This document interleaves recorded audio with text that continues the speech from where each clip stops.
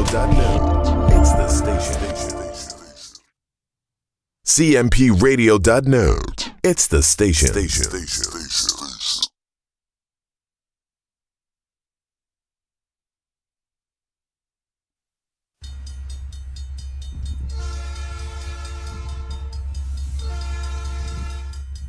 What time is train time? Tired of being stuck on 76, 95, 476, 222? You get the picture. Anyway, jump on this train. Is it me, or is stripping becoming like the AAA farm system for female rappers now? What with Cardi B and Megan Thee Stallion and whatnot? Come on. I'm just kidding. Yo, you are on a roll today. Speaking of Megan Thee Stallion, did you hear about the interview she did recently with Gayle King? No, I'm not watching it. Oh, no? Oh, well, you're going to watch a snippet of it right now. Go ahead. We're detailing the incident with Tory Lanez. So I get out the car and it's like everything happens so fast. And all I hear is this man screaming. He said, "Dance, bitch." And he started shooting. And I'm just like, oh my God. Like he shot a couple of times. Because that's why he got arrested, though, because he violated the no contact order. Then he shouldn't be out. What did he violate? He violated no contact order by Instagram. Or no contact. No talking about it. Yeah, he can't talk about it, but she can. Right. That's That's not fair. Yeah. It doesn't sound right, right? Yeah. And that happened over how long ago? What, last year? Okay. You think he's being railroaded? I mean, that's. He is a black male. It's time for the D train. Show of hands. Who's ridden a train before? Darren DeVoue. All right. All aboard.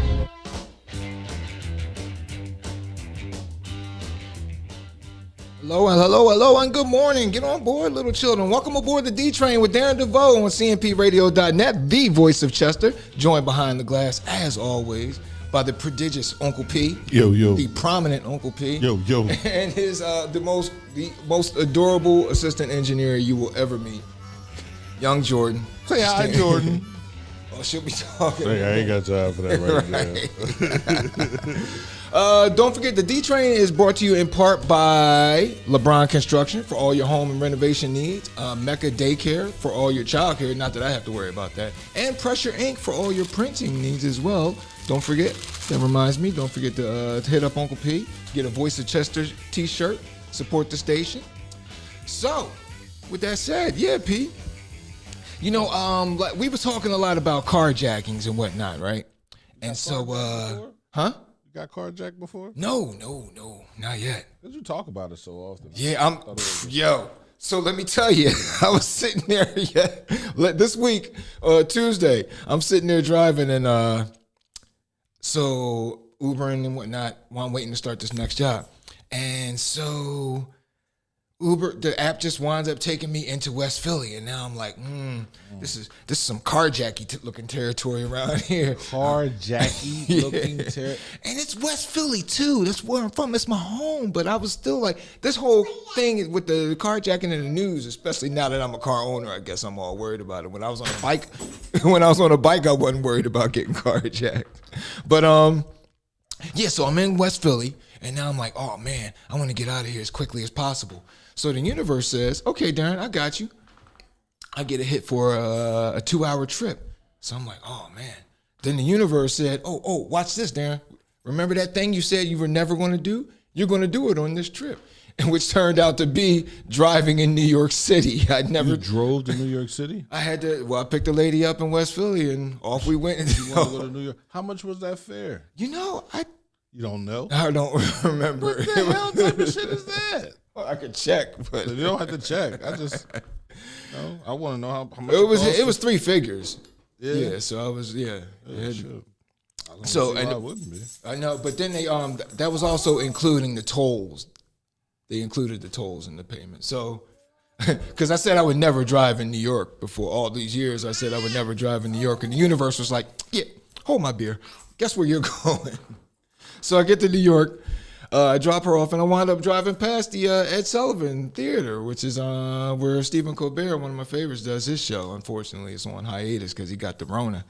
But then I wound up driving across the Manhattan Bridge. And one thing I've been wanting to do is get to Brooklyn and do the Brooklyn Bridge. So I didn't have enough time on this past Tuesday. But I had to look to my right as I was crossing the Manhattan Bridge. I could see the Great Bridge in all its glory. Just What do you mean you didn't have the time? You were in New York. I wanted to get back. Why'd you want to get back? You didn't have the money to. No fare was taking you back to Philly, so ride in New York for a couple minutes. Well, that's the thing too. I was like, I ain't Ubering up here. Oh, you scared? Yeah. Yo, there was all kinds of stuff going on, man. All double parked cars and chaos and pedestrians and cops, and it was just all. Really, you what? Yeah, You're so a masochist. My dad was a taxi cab driver in New York. You feel me? And we used to drive back when you used to drive back and forth. It's definitely in my blood to drive through that shit. I love it.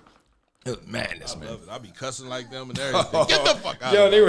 They were punking my little ass too. Especially when they saw I was driving and out of state tags. Get this nut out of here. Drove across. So yeah, then I not too long after you cross the Manhattan Bridge, there's the house that Kyrie built.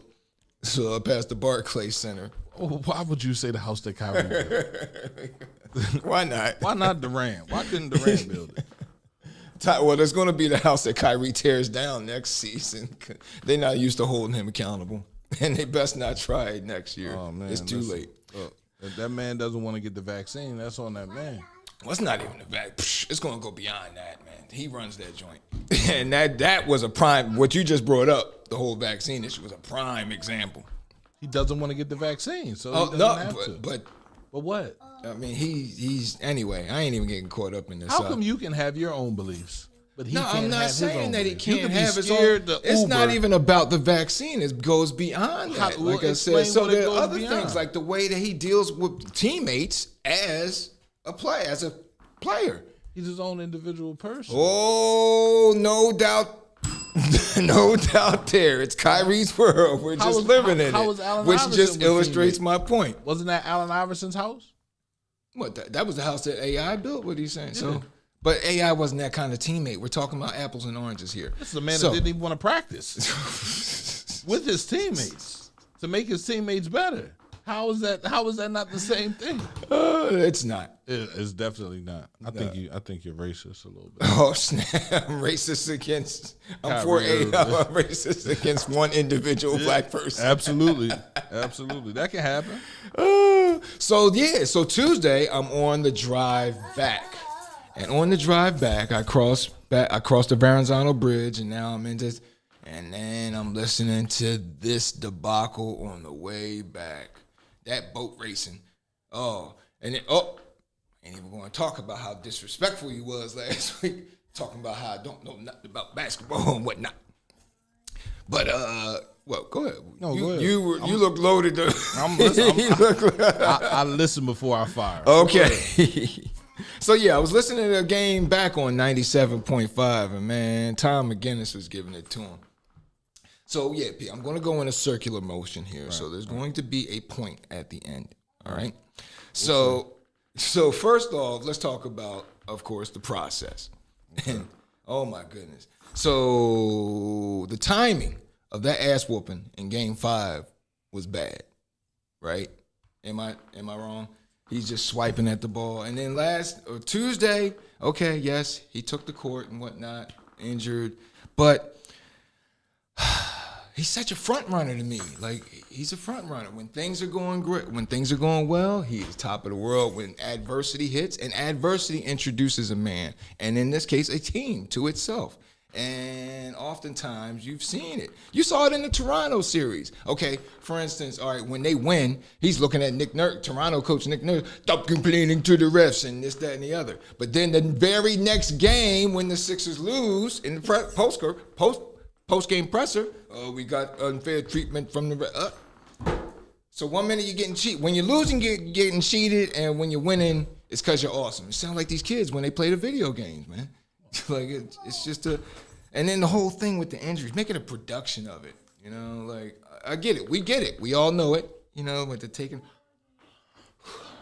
the squinting, and the wincing before that with the thumb. Yes, you're injured. We get it. But again, he's supposed, and again, this goes to what he lacks, leadership skills, so he doesn't have that. In order to just say, no, you got to fake it till you make it. No, I'm not hurt. He went down a lot the other day, but to be fair, I did hear on 97 or earlier. I heard a doctor talking about how I heard a gentleman talking about how a doctor told Embiid to keep going down, like if he feels anything, to go down at this contact so he doesn't break that bone in his foot again. But actually, here, you know what? Then what was that press conference? Hearing a lot of shit. Yeah. We hear. Well, we're listening. I'm listening. I'm always consuming. Close your ears a little This bit. was Embiid. This was Embiid after Game 6, and he was asked about, because again, that whole phone it in that he did on Game 5. Well, the whole team. He wasn't alone in that respect. This is a man that you can say was the best player this year. Best player, or arguably. What do you mean, arguably? Oh, he was the best player. And again, the voters didn't think so. the voters will not think that because majority of the voters are what color? Okay, yeah, and When was the last time they got an opportunity to vote for a person of their color for MVP? I think that Giannis should have won it personally. I think him, then Embiid. I mean, if we had votes, that would have been mine. And yours, of course, would have been for Embiid. My vote is for the most dominant player. The person average. When Michael Jordan won, he wasn't always the most dominant player. He had the most scores. He had the most dunks. So if Embiid is number one in everything, why wouldn't he win? That's the MVP. Is it not? So that brings us around to this point. The whole thing about the timing. He didn't win the MVP, and then in that game 5, he's walking around like the kid who didn't get the prize from the prize box. And this was him in the post-game press conference. No, man. That's 2 years in a row. I put myself in that position. It didn't happen. It's almost like at this point is whatever happens. That's probably, last year I campaigned about it. This year, I answered questions when I was asked, and in the next few years until I retire, it's almost like, to me it's just, I don't know. Like I said, I don't know what else I have to do to win it, and to me, it's like at this point, it's whatever. It's all about, focusing. Not that I wasn't focused on the bigger picture, but it's really time to really put all my energy into the bigger picture, which is to win the whole thing.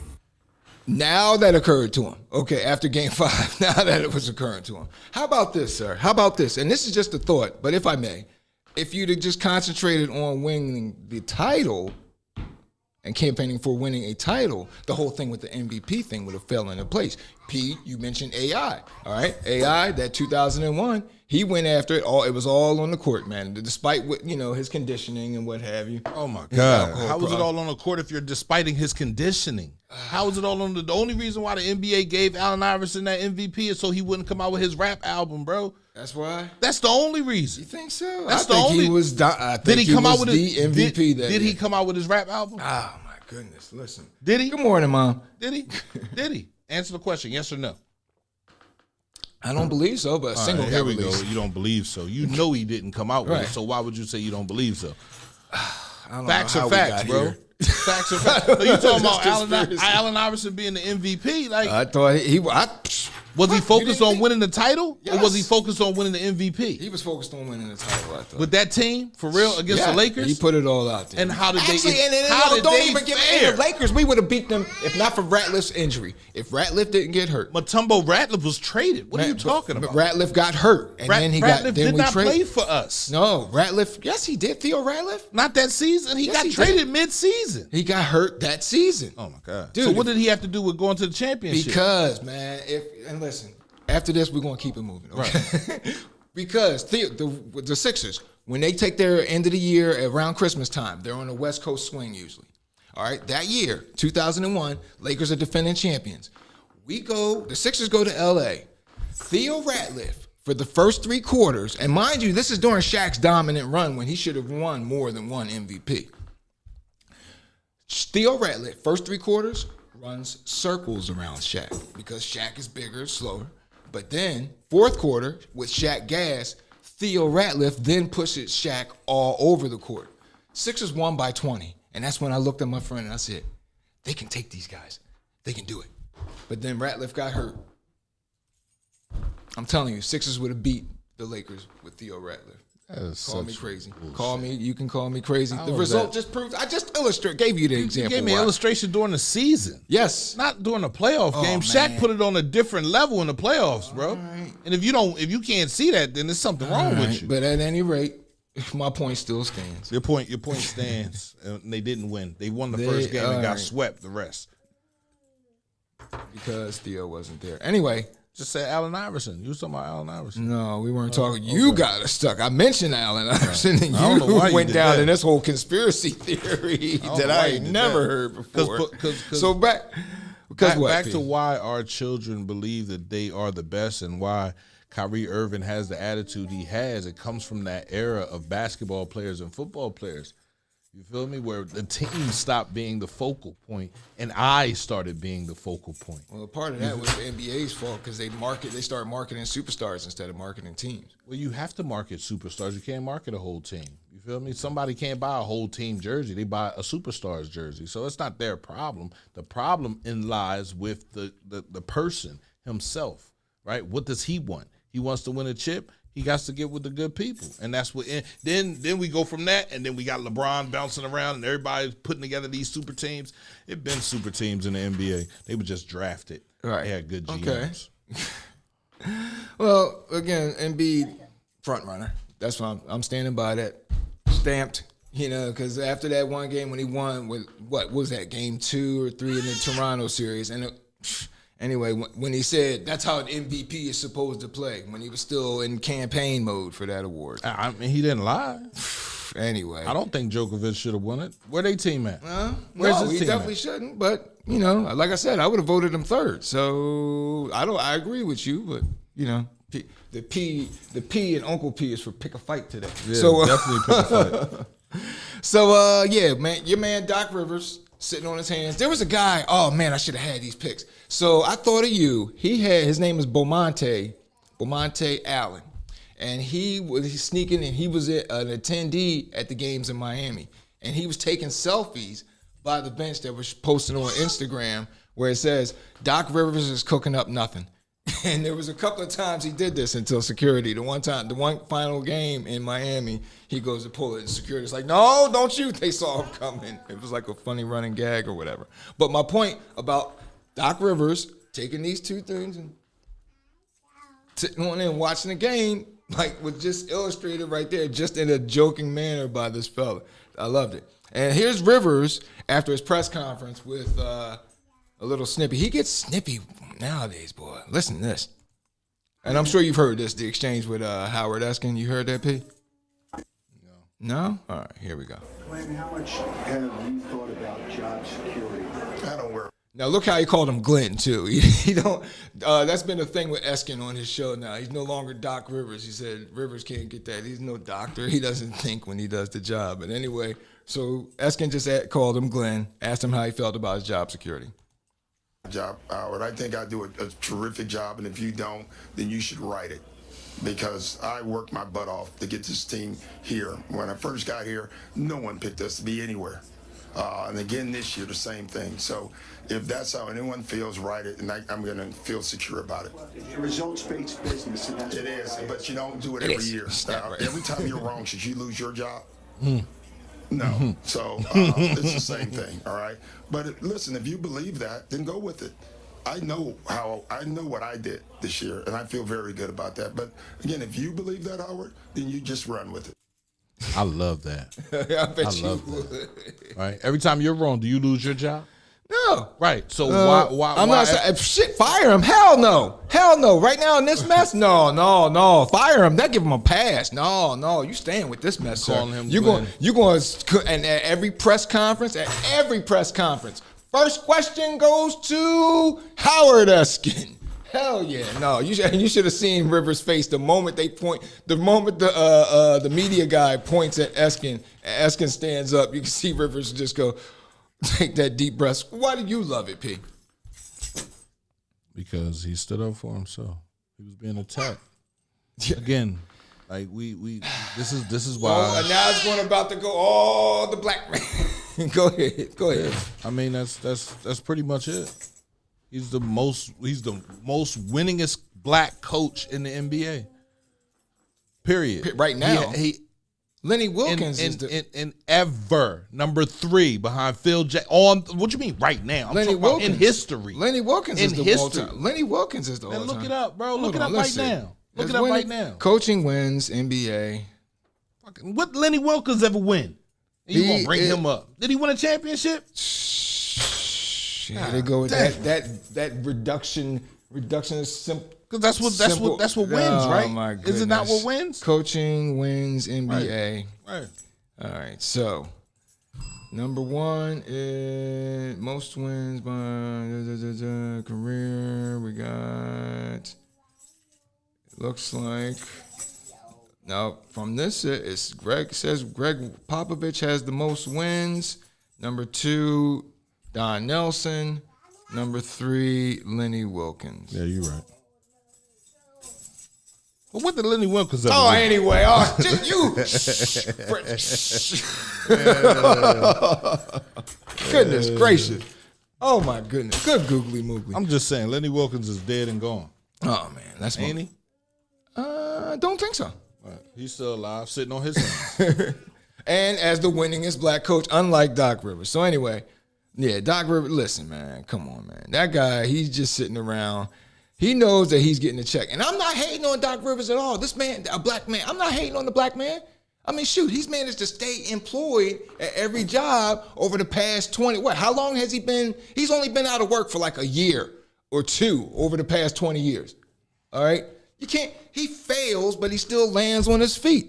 I ain't mad at him for that as a black male. Keep getting them checks, which is why they should keep his ass here and make sure at every press conference, Howard Eskin gets first question.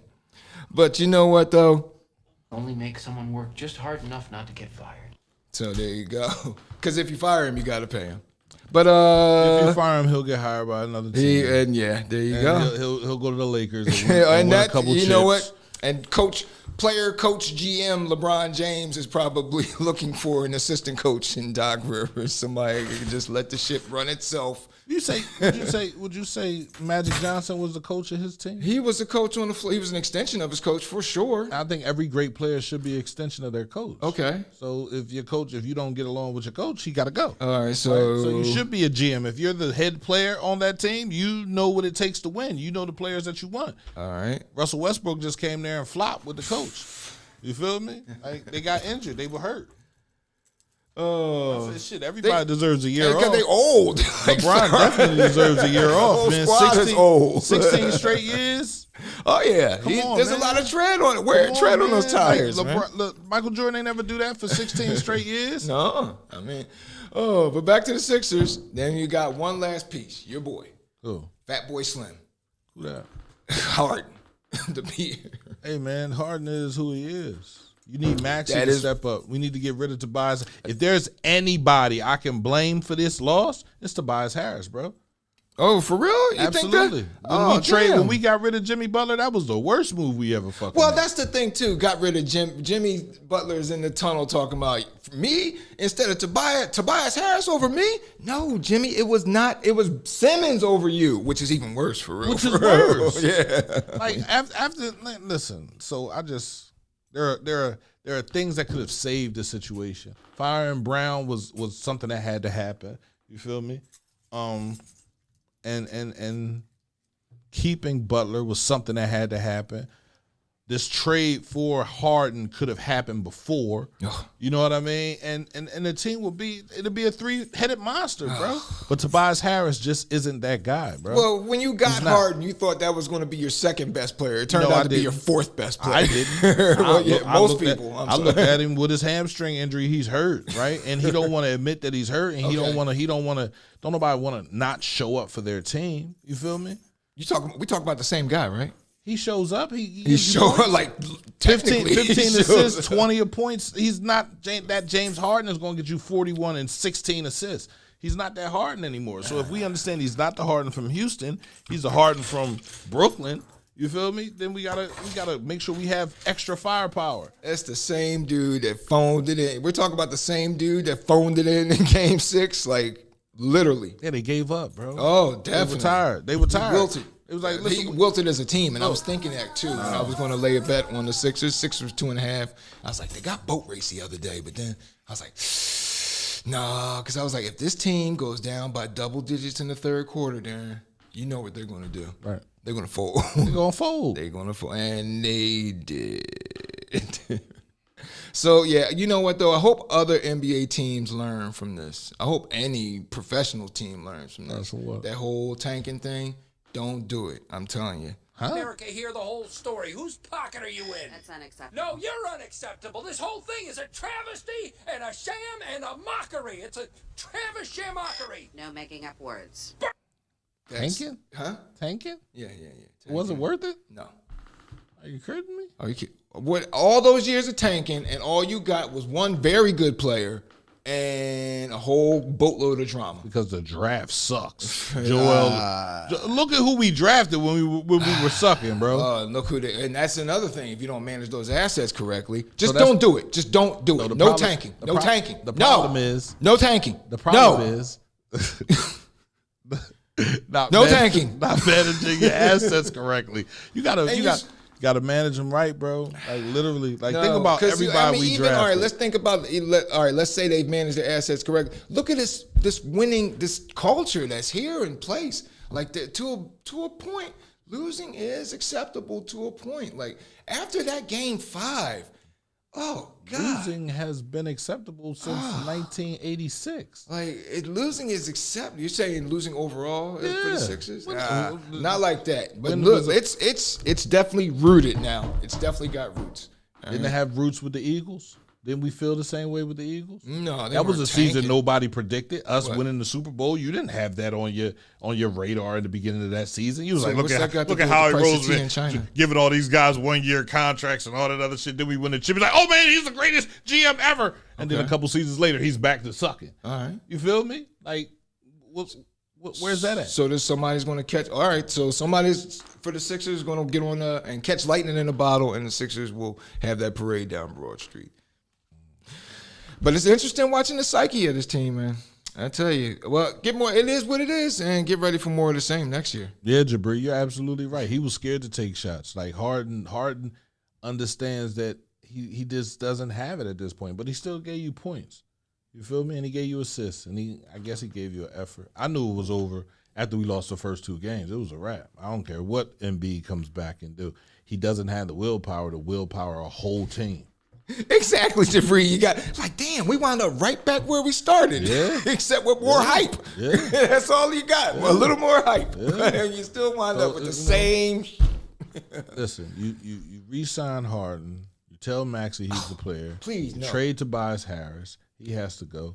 Tobias is a professional. And they traded their bench away, too. They didn't have no bench. Right? They're thin. It's awful. Tobias is a professional. He's a professional. He'll play. I thought he was one of the few that showed some effort. Huh? Yeah. You shitting me? No. Straight face. How many points did he have? I don't know. Oh, how the fuck you gonna say he gave you effort? You don't know how many points I know what I saw. I saw trash. You saw trash? I saw trash, and it had a long beard on it, and it kept turning the ball over. That's what I saw. And slow walking the ball when it wasn't slow walking the ball up the court. I saw Tobias Harris as a bum when we first got him. Oh, he's a guy, no doubt. Like the Freebirds, the Fabulous Freebirds. It was a trio of wrestlers, right, back in the day, and they were real known. All right, there was 3 of them.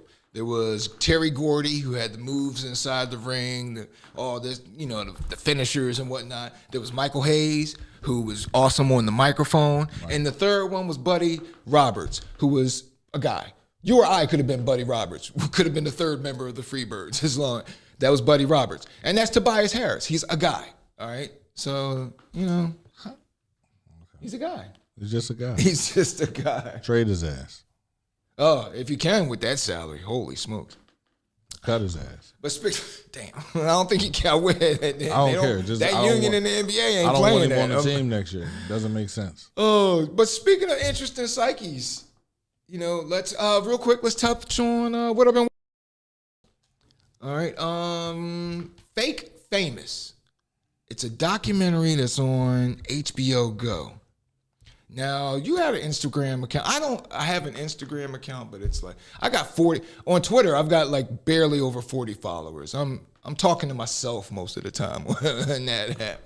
But on Fake Famous, what they did was, they called it an unreal social experiment. So what they did was they took 3 people, and out of a pool of folks that they picked that had low followers online, and they wanted to see if they could make these people famous. So they took 3 people, and the main question on the questionnaire was, do you want to be famous?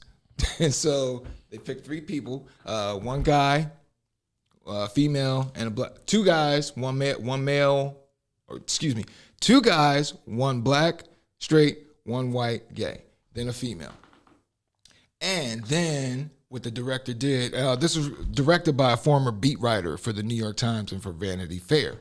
So, for instance, over 40 million, this is a real statistic, over 40 million people have over 1 million followers on Instagram, right?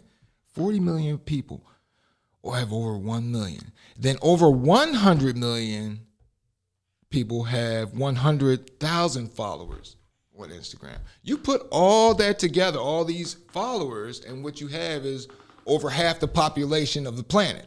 So how are all these people having all these followers? Well, bots. Bots. That's the big thing. And actually, everybody engages in bots. Come to see from this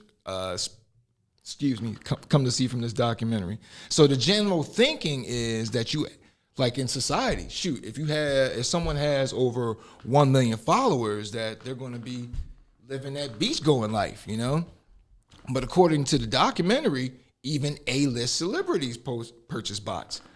Fake accounts.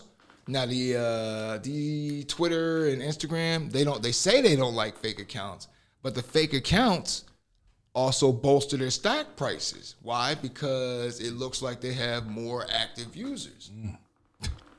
So you have to be careful though when you're on this platform, because they pick up, like say I purchased some bots on Tuesday, like say I purchased 700 bots. They all can't come in at once, or else that'll be a flag to the application platform, and then they'll kick you off. So then what happens though, back to Fake Famous, what they did, it showed how you could fake this living it up Instagram life. And the idea was to try and get sponsors, to see how far you have to go before you start getting the free stuff, like the influencers do. Like, hey guys, I've just gotten the new Motorola, it's awesome, hey. So what happened was they took, apple juice in a champagne glass. You got champagne. Take the picture at the right angle at the house pool. Take the picture at the right angle at the house pool, and you're at the Four Seasons. And so they're actually tutorials on how to present a dream vacation. In the documentary, they rented a mansion for under $620 a day, and then they did a whole bunch of shoots around the mansion, and then you just release the pictures periodically. It looks like this person's balling. All right. P, actually, we got a quick video, because then they show how you can fake being on vacation. Go ahead and run it, P. Online, there are thousands of tutorials explaining how to pretend that you're on an elaborate vacation when you're really just in your bedroom. Or, as this influencer pulled off, I went on a luxury dream vacation to Bali. Only problem is, I was actually at IKEA. And almost everyone does this in one form or another. People fake private gym training so that later they can go and get a free training at a private gym. These fake photos quickly become a currency that you can use to get free, real experiences, products, and sponsorships.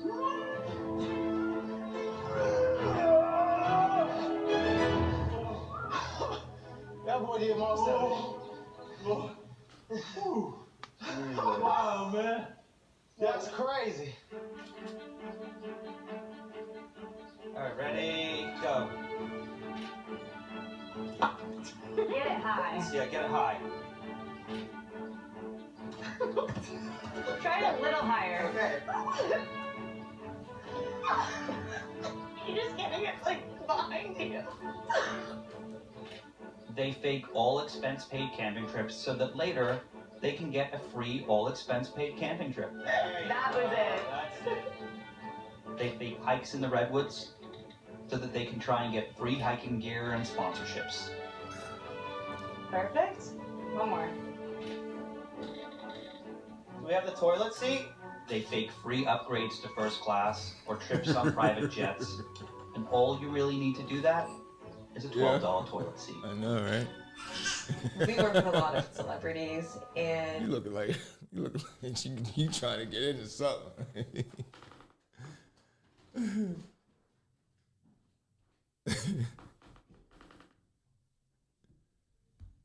Okay.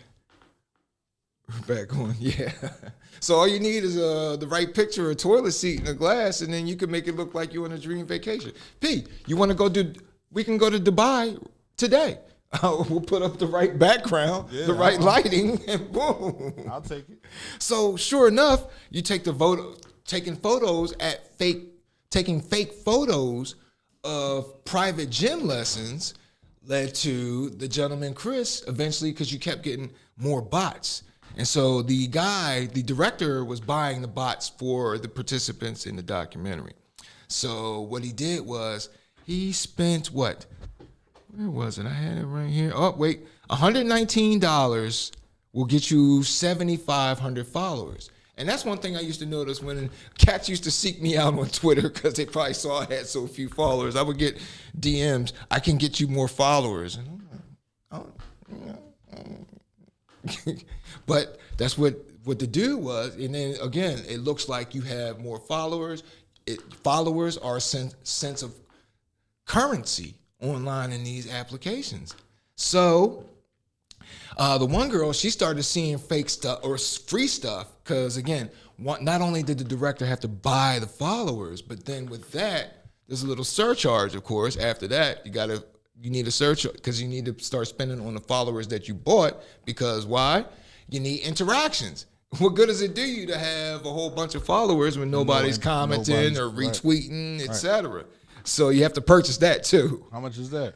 Now that I didn't write down the price on that. However, one price I did write down was, you can get a fake luxury jet, fake private jet for $49 an hour. And basically what it is like the mid fuselage of a jet, like in a room almost like this, like it's open. It's got the little table there and a little background against the window. So you just sit on that and you look like you're on we're going to Rio de Janeiro today. Oh my goodness. But so eventually they went from 100,000 followers eventually turned into 200,000 followers. Now, after the third month of buying followers and interactions, they started to finally see results. So the girl in the middle, of course, the pretty white female, she started making out because then stuff just started arriving for her. Sunglasses, just that, all kinds of products for her to basically vamp about on her Instagram channel and to all her fake followers that they don't care about. Wow. Yeah, how about that? So the whole thing is just it's all set up, it's all BS, but it's all to make money. Always the dollar. Always the fucking dollar. So there you go. But fake famous, I tell you what, man, I had to give it 3.5 train tickets because of what it revealed about our psyche as a society. I think I took away half a train ticket because it's really illustrating one of the things that's going to bring about the fall of our society. and that thing is social media. So there's that. Oh shoot. Yeah, 3.5 train tickets though. But when you get down to it, it's all built on a house of cards, like pictures. Yeah, Everything is. yeah, everything. Everything. Yeah, I guess when you really think about it. Oh my goodness. But let's move on to real quick. Let's talk about people who tell the truth, who are real honest. Since we're talking about fake things, let's move on to that. Now, did you hear about this Joel Bowman, P?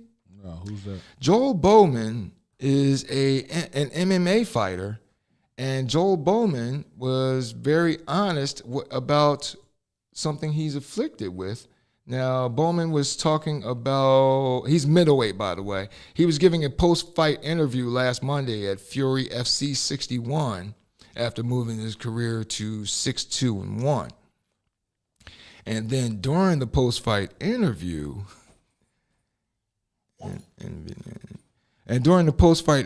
well, he was quite candid. He said, he talked about his last fight, which was a loss. Last fight, I was tired. I was exhausted. I'm about to launch this NFT that's going to change the fight game. These fucking NFTs. And I put in 30 all-nighters before that fight. I had herpes before that fight. 2 outbreaks in the span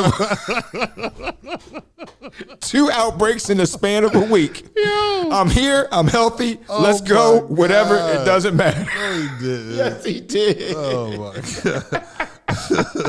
I wish I had the damn audio. Oh, I had herpes. Oh man, my face almost hit the floor. What? You can't beat that kind of honesty. What? Damn. Fight, I was tired. I was exhausted. I'm about to launch this NFT that's going to change the fight game. And I put in 30 all-nighters before that fight. I had herpes before that fight, 2 outbreaks in the span of a week. I'm here. I'm healthy. Let's go. Whatever. It doesn't matter. I'll fight. I love how the guy that was interviewing him, he was just like, he kept that straight face and was like, Herpes, you say? You don't say. Well, you know 1 in 5 have it. You know? It's a common. 2 my outbreaks? goodness. In the course of 5 days? Wow. So, yeah, he was talking about his loss to Josh Fremd back in February of this year. So, shout out to Mr. Bowman, though. You know, and those herpes. Yeah, keep that shit away from me. Right. Ladies, you're pre-warned. It's pre-warned.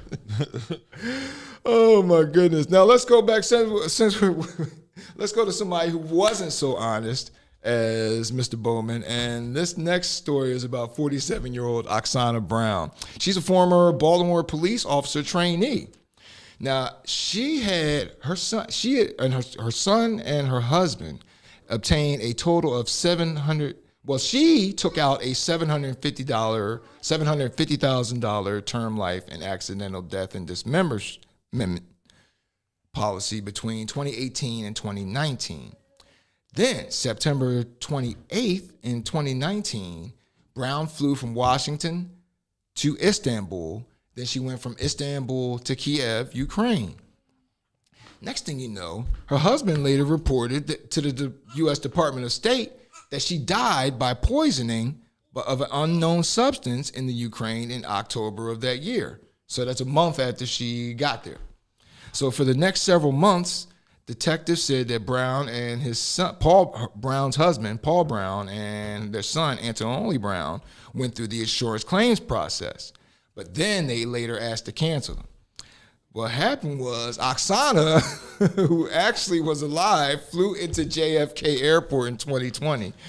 She was arrested and charged with extradited to York County here in Pennsylvania. She's facing court. She's charged with criminal conspiracy to commit insurance fraud. Her husband, 52-year-old Paul Brown, and their 27-year-old son, Anton Lee, face charges of insurance fraud and criminal conspiracy to commit insurance fraud. Sounds kind of redundant as far as charges go, but that's just me. Our next story concerns the 2-legged turnover machine that is Brett Favre. So Brett Favre, he was named in a lawsuit filed last Monday seeking to recoup roughly $24 million in misspent welfare funds intended to combat poverty. Ain't that some stuff? So Mississippi is, by the way, Mississippi is one of the nation's poorest states. So there's that. The lawsuit seeks $3.2 million combined from Favre and Favre Enterprises Incorporated. Favre is one of 38 defendants in the lawsuit, and that also names former pro wrestlers Brett and Ted DiBiase. So ain't that some stuff? AKA the $1 Million Man. No wonder he's $1 million. He's pilfering it from the people. Ex-Department Head of Human Services Executive Director John Davis is named in the lawsuit as well and is responsible for more than $23 million in misspent funds. Davis allegedly worked in tandem with nonprofits to improperly distribute the funds provided by the Temporary Assistance for Needy Families, or TNAF program. And that was intended to help Mississippi residents in need, but instead it helped people who didn't need it at all. Davis faces 20 criminal charges connected to the scandal, including conspiracy, embezzlement, bribery, and fraud. Nancy New and Zach New, who also were running a nonprofit, they pled guilty in April to charges of misusing public funds, with Nancy admitting guilt to 4 counts of bribing public official, 2 counts of fraud against the government, 6 counts of wire fraud and racketeering. Favre was the largest individual stockholder, and he's in Florida pharmaceutical startup,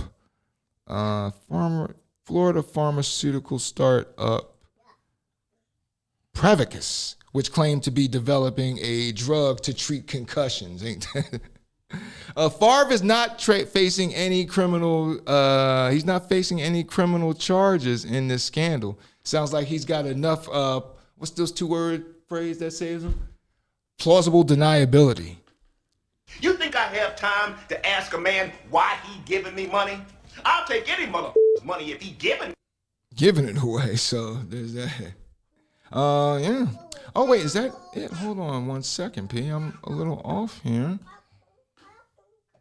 As I have to think of, no, that can't be the last story for our first block, folks. On the D Train with Darren DeVoue on CMPRadio.net.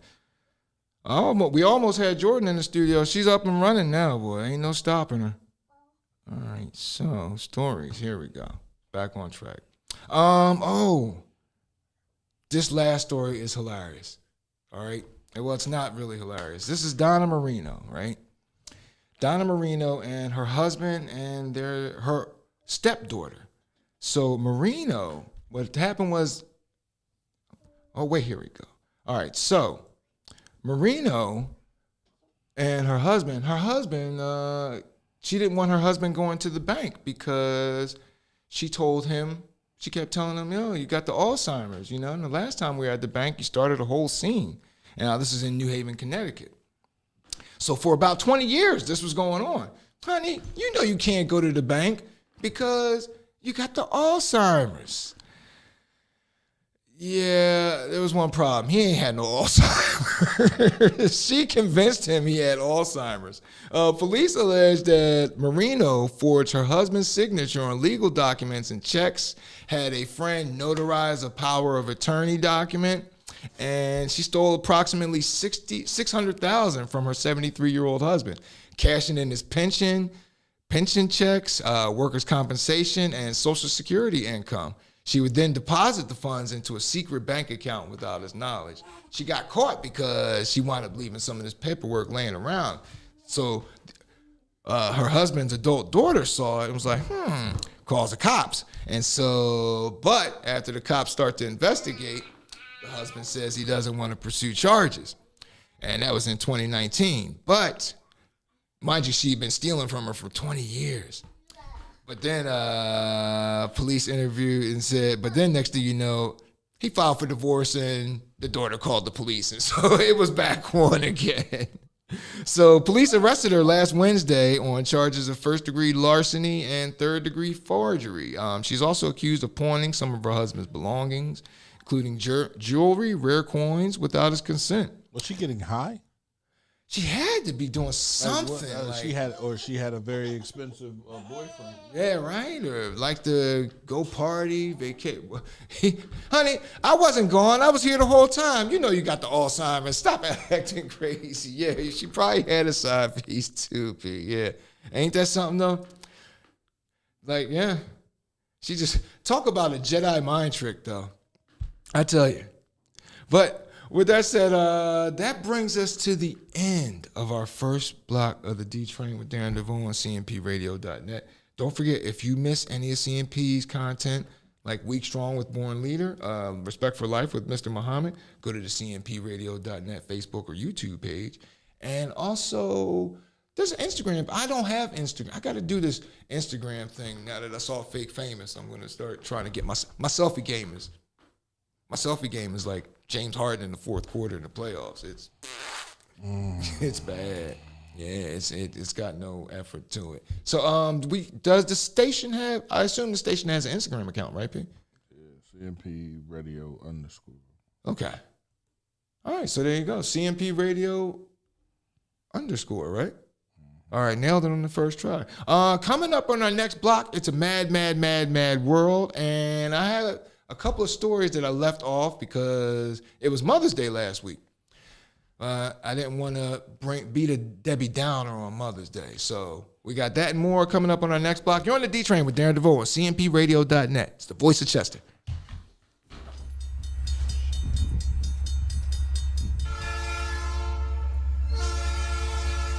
How are we going to handle this? I mean, this train's en route to pass through some highly populated areas. 700 level attitude, heart of the Italian stallion. In our next story, this Cherry Hill man is charged over a killer punch that started with a fender bender. Leary and McManus got into it when the two had a fender bender on March 11th, around 11:14 on the 1100 block of Whitman Avenue in Camden. McManus, pictured here, backed his vehicle into Leary's Mercury Milan, and a confrontation ensued that was caught on surveillance camera. Leary punched out McManus. McManus was knocked out on his feet, hit his head on the concrete, and died several days later. He had so Leary had a pretrial hearing on Cinco de Mayo, so it wasn't a party day for him. How does that work, Pete? Pretrial hearing, and you just... Why are you asking me? Because I don't know. I'm asking you because you're here. You're the person that's sitting there. Why are you taking it so personal? Because I take things personal. Oh my! Like you ought to ask me all the stuff about criminals. How does that work, B? I ask you stuff about all kinds of stuff. Right, you're the person sitting there. Okay, I won't take it personal. All right, thank you. So Get over yourself. A pretrial conference. Thank you, but I need to know where that oncoming train is. It's the D-Train with Darren DeVoue. Your engine, but it's my damn train, all right? Yes, it is your I'm train. the damn conductor. That's true. Welcome back, D-Train with Darren DeVoue on CMPRadio.net. We're in our second block here. Don't forget, for all your printing needs, go to Pressure Ink. Check out our website to go find Pressure Ink and all of our sponsors on CMPRadio.net. In this block here, we're going to start off with a story that I didn't get to last week, and because it was Mother's Day. And this took place, we were talking about Mississippi in our last block with all that fraud, but this took place in Mississippi as well, our first story. So I don't know now what you're going to see here is a bruised up lady named Christy Moore, and she was calling a youth softball game the week before last. And then there was a woman up in the stands who was cursing and was a fan of a mother on one of the teams. This woman, Moore, she was confronted by young Kiara Thomas, who waited for Moore after the game and then commenced to whooping the youth softball umpires behind. And then my favorite part about this, though, right there is that mugshot. She got cuffed in the Mother of the Year shirt with a facial expression that says what she's going to do if she doesn't win Mother of the Year at this. Oh my goodness. You know, the conflict resolution though, we talk about it often here. Our next story, this is another one. Now this woman here, she left her kid, what they said was she left her 3-year-old on the sidewalk sleeping in Florida as she went to the nightclub. And so she's Shyla Heidelberg, 25, and she was arrested last Saturday after one of her children, a 3-year-old, was discovered at 1 a.m. wrapped in a blanket while asleep on the sidewalk outside an apartment complex. Responding deputies found Heidelberg's 2 other children asleep and alone inside a unit at the apartment complex. And then they spotted the 3-year-old. Heidelberg, who was busted when she returned home, admitted to investigators she had gone out to a club about 90 minutes earlier and left her kids behind. You know, she doesn't look that strung out, but, you know, that's a kind of a drug addict thing. But, I mean, if you're going to take it, I mean, come on, lady. You just left the kid on the side, but, well, you couldn't find a dumpster to hide him behind or something. I'm just saying, she put no effort into this whole thing. Just, you know, he'll nobody will want him. He'll be right there when I come back. Like, come on. You're vicious. No, but seriously though, she could have she did to just leave. I don't know.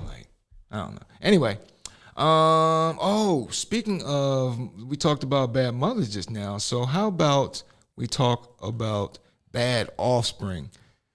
Listen, if I was ever rich, my kid, and if I had, I'm 0 for 2. If I was ever rich and had kids, but if I was rich and had kids, my son would not know. If I had a son, especially, or a daughter, they wouldn't know that that we were rich until they were like 18. I'm like, it'd be a good news, bad news thing. I'd be like, good news. Remember all those cheese sandwiches, those government cheese sandwiches? You ain't had to do that. We rich, girl. You don't have to do that no more. We can go on vacation now. Why would I say that? Because I think if you tell your kids you're rich, that's motive. That's motive. Motive to what? Tell you. Like this guy, Vermont man. This is Nathan Carmen, 28-year-old of Vernon, Vermont. No, that's our next story. I'm sorry. That's not it. This young man, he killed his mother over a Mother's Day gift. Kentucky man. He killed his mother over a Mother's Day gift, and on Mother's Day. Ain't that something? This started here. This gentleman is Scheisse. I lost his name. This took place in Kentucky. 22-year-old Jacob Small, and he gotten into a fight with his mom, Amber Powell, over an Xbox controller. Small told police he had given it to her as a Mother's Day gift. So the family that lives together, games together, stays together, games together. At any rate, he killed mama he shot her. Shot mama on Mother's Day. And then so he shot mom, walked over to a neighbor's house, called 911, and waited for the police to come get him. So at least he stood by what he did, I guess. This next gentleman, though, he's awful because, again, P, this is what I was talking about with respect to motive. Because this guy, this little sack of sugar honey iced tea, that's 28-year-old Nathan Carmen with his evil eyes. And Nathan lured his mother on a fishing trip off the coast of Rhode Island in 2016. According to authorities, the next line. According to authorities, he killed his mother and sank the boat in the scheme to inherit his family's estate. Carmen is also accused of killing his grandfather a year before that by shooting his grandfather with the shotgun that the grandfather had gotten him. Oh, no, excuse me, that was in 2013. Carmen grabbed his Sig Sauer rifle and shot and killed his grandfather, who became wealthy by building and renting nursing homes and other real estate ventures. So he was trying to get his hands on some of that real estate money and took out grandpa and mom for stuff? Like, buy shiny things? I don't know. Like, how mercenary is that? Always the dollars. Always the fucking dollar. So actually, speaking of, let's talk about crimes that are more proper here. Did you hear about the Ritz-Carlton burglary? Ritz-Carlton burglary in Philly.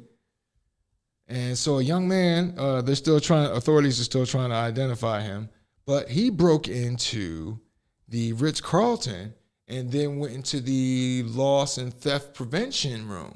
Somehow he got in there. He was seen on camera, but he went in there, pilfered what he could get in a few minutes, and then got the hell out of Dodge.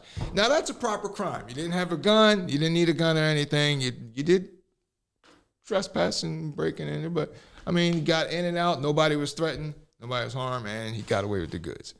And most importantly, he got away. Inside job. Huh? That's an inside job. Oh, you think so? Yeah, somebody had to let him in. Somebody had to give him access to How the hell do you get into the lost and found? Right. and you're on camera. And Right. It's a hotel. People working 24/7. Right. You know what I'm saying? Like, so, nah. And he got a nice haircut, so he works for the hotel. Oh, you think so? Absolutely. Oh, shoot. Oh, man, that'd be crazy. Yeah, I should have been a detective. You feel me? Bring me You all done had all the black males up against the wall. Look, let me Any see black your man hairline. with a fresh cut. Yeah, Bring him here. No, his hairline like LeBron. Let him go. He don't look like a criminal. He don't look like a criminal. Right, how about that? You understand what I'm saying? Like, you know, but he know to mask He his knew where face to up. came. Yeah, I mean, where to go. Yeah. That was all good. That's a fresh cut, bro. Right, so he has to have a proper appearance. You feel me? He don't even want to wear a hat because it's a fresh cut. Put a hat on. You feel me? Like, the more I'm not giving people, you know, on how to get away with things, but the more stuff you have on, obviously, the more stuff they will have to take off of you to identify you. Right. And if you can't take these things off of you, then you're good. A hat, a pair of glasses, and a mask. Okay. They allow you. I don't know why more people ain't. I'm not telling people to rob people. But Right, now right, you're right. allowed to wear a mask. Ain't nobody gonna question that you got a mask on. Walk into the bank, no fucking problem. You'll get that cash out. You see that box over there? It's a bomb. And as soon as you call the police, it's gonna blow. We all gonna die. I need all your $100 bills, your $50 bills, Right. and your $20 bills. Keep your fives Thank and your you. tens. You put any bait money in this joint, and after I leave that box in here, I'll be back. it's gonna blow. And I know where your son go to school. You feel me? Like, and get all the money. Now, I'm not telling anybody to do that. Right. Well, actually, there was our next story. This poor fella. This is 25-year-old Francis DeCero, and he'd been missing since April 26. He was found on a suburban street, burned, stabbed, and shot. Philadelphia Police Department opened a homicide investigation. They believe that DeCero won a $1 million lottery prize, and that it's believed that he was taken and tortured and killed for that. For that ticket. Yeah. You got to be careful who you tell shit to. No, I wouldn't tell. I hit the lottery. First thing I'm doing. Everybody think I'm joking. Right. I'm hit the lottery. First thing I'm doing is going to find me a black attorney. Okay. I'm going to sign this shit in front of them. They're going to hold it. You contact the people and get my money. You feel me? I'm gone. Oh, yeah. I'm definitely not that thing is definitely not getting cashed. I'm gone. Anywhere near take Philly. all the cash that I have currently, give me a nice hotel room, hole up in that joint, you feel me? And then think about how I'm going to spend my money. But I damn sure ain't about to be busting it up with everybody around here. Yo, guess what I did? No. Because the people can't even cash that ticket in. Right. How You feel about me? that? Yeah, they don't. Because Yeah. you'll get accused of murder. Yeah. You feel me? Yeah, there's a body on that ticket, man. Yeah, how about that? A useless $1 million ticket. A sitting in useless your $1 million house. ticket. All because you wanted to be too goodness. greedy. He would have gave you some money. Probably if he's yapping about it. If he was, telling Yeah, people. But he's obviously. 25, so he probably, that's when you're stupidest. Let's face it. Yeah, look, I got this $1 million ticket. Yeah, look, you're dead.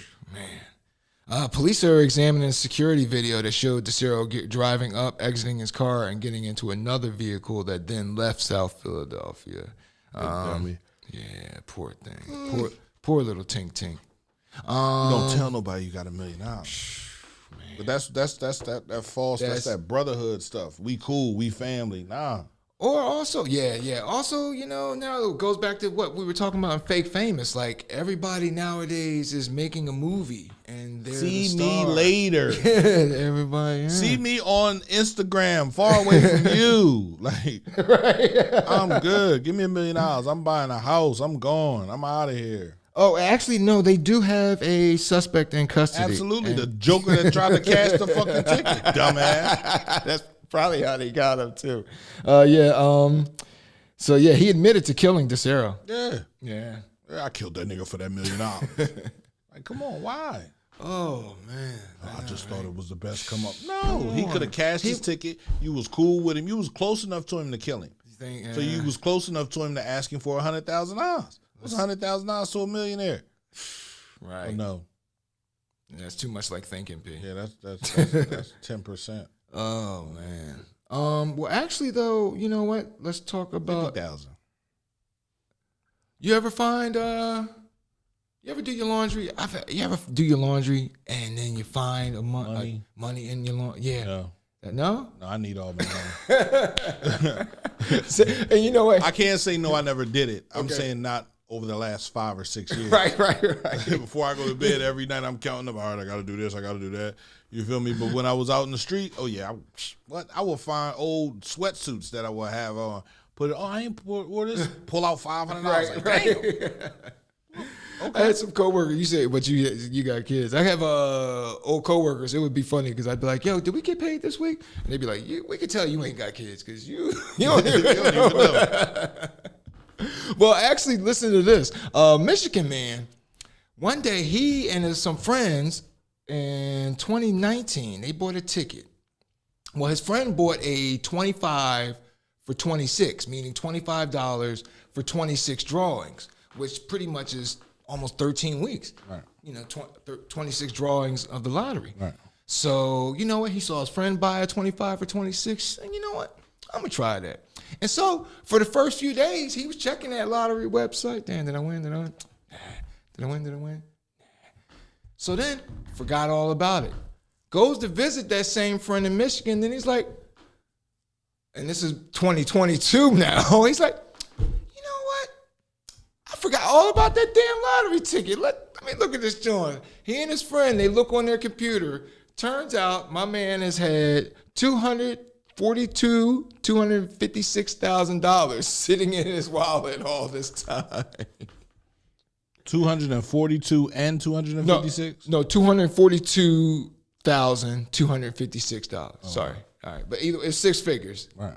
Low 6 figures. Oh, shit. Any six figures is high to me. Shoot. Thank you. Give me that. Shit, I didn't know. I ain't even. Let's go catch this. Oh, right my here. goodness. Can you imagine? Yeah, hey, Rosie, it's me. I ain't coming home no more. Right. I see you. Right. We in Minnesota, land of the small soft drinks. We about to have a ball. Oh, my goodness. Yeah, man. So I ain't gonna call and say I ain't coming home. I ain't doing that. I probably wire $50,000. Right, you have to. Yeah, that's gonna. I'm cost. extending my stay for a little bit. You feel me? But yeah, I'm not. I ain't gonna call and tell her that because that money gonna be going quick. Right. Oh, so pay my credit off. Speaking of guys that, well, actually, let's talk. Our next story. We were talking about New York earlier, and so let's go back to New York real quick. These 2 teens are wanted for punching and robbing a Chinese food delivery man in the Crown Heights section over the weekend. Chinese food delivery guys, they need to know kung fu. Right. You don't know a judo chop or something like Bruce that? Lee, like small motherfucker. So they beat up this 36-year-old victim. He was walking down the steps carrying a delivery bag of food. This is on Lefferts Avenue near Lamont Court in Brooklyn. It was 9:20 p.m. on a Saturday. Suspects approach him, beat him up, and take. Would you like to know what they got? They got the food and $30. $30? That's high. They got the food delivery, his cell phone, and $5. Yep, that's all they got. Change. Listen. We did a public service announcement about carjackers. needing to find a job. And the same thing here, man. Just listen, just get a plain old job. At least they got a miss. Listen to me. I want you to get your ass up today, go out and look for a job. The word today is job. J-O-B. You hear me? Find a job. Find a job. Find a job, boys. All right? Because you're risking your freedom for $5, a cell phone, and you are concerned with their freedom. They're not concerned. I know, right? Their freedom. They don't think about things like that. When I was out there, I didn't care about losing my freedom. You feel me? Like, I didn't care about losing my life. So you sitting here talking to them like that ain't doing nothing. You just got to get them to dream and hope. Okay. You understand what I'm saying? Like, that's the thing. I'm freedom. I'm already doing the crime. I'm not worried about that. And not to mention, I'm already stuck in this thing. So what's the hell? What's the purpose of me not doing anything? Everybody around me is doing nothing. But when you get people that talk about dreams and hopes and desires and things that you want outside of what you want right now, it's perfect. Oh man. So yeah, poor. They don't have police. New York police are still seeking those suspects, but. Our next story at the second block, man. Well, this is a little uplifting for P, especially a proponent of the Second Amendment rights. A man in South Philly shot a would-be robber this past week. Said a gunman rolled up to him riding a bicycle and tried to rob him. The would-be robber turned around and caught one in the chest. Police arrived. This was around 11:30 p.m. on South 6th Street near Moyen Missing Avenue. So police officers arrived to find a man on the sidewalk, and he was a 30-year-old, and he later died at the hospital. The 24-year-old shooter remained on the scene and, in fact, had tried to provide aid, according to the report. The man who shot the would-be robber told police he was in front of his home smoking a cigarette when a guy on a bike rode up, pointed at a gun at him, and announced a robbery. Sad. Oh, my goodness. Poor fella. The resident then pulled out his own gun, which had a license, and he had a license to carry, and shot the other man in the head. After being shot, the would-be robber still managed to fire it. He fired off a shot or two after getting shot in the head. And it's that, Yeah. Oof. But now, I don't know, man. You don't know what? I don't know. This kind of worries me because I'm looking at it, I actually got in my conspiracy bag for a minute, a la P, and I was like, well, wait, you can just shoot any old body now. That dude was trying to rob me, but, the guy had the gun on him and whatnot. But I don't know. I'm just thinking. We're just spitballing here. But that moves us on to our next story. So our next story is, you know what? Since we were talking about Brooklyn earlier, let's talk about, and we're talking about social media. Brooklyn. So, social media. We talked about TikTok challenges gone wrong time and time again. So, this poor young lady was a TikToker in Brooklyn, and she and her friend were doing videos with a what, P? A gun. No, she wasn't. Yes, they were. And it went off and blew her brains out. She was fatally shot in the head while recording the TikTok video. She's 18, and this happened on May 4th. This was around 2:46 in the morning. Her name is Adriana Graham, and she was in the lobby of the Harding Arms Apartments in Crown Heights. And when she was accidentally shot in the head, there have been no arrests, but Graham's death has been deemed a homicide by the NYPD. And so there's that. Listen, again, one more time. I'm going to say it time and time again until you people get it in your heads. Unless a TikTok challenge ends with you doing something like this, where you look like you're popping and locking, don't do it. Please, just no, all right? Let's just call it a no burger, all right? But that moves us on to this part of the show where we discuss how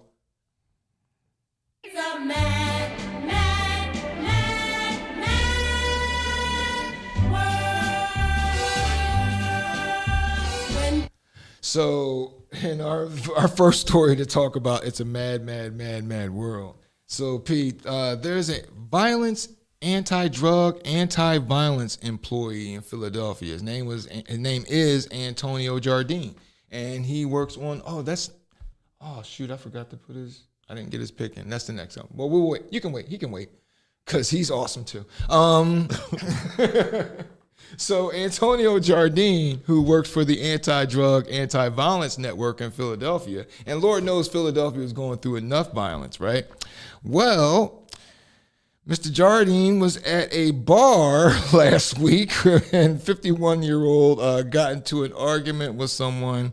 Jardine shot 5 shots off in the bar, hitting 2 people, and then fled in a van belonging to the Anti-Gun, Anti-Violence Network. Oh my goodness. How'd he get in the door?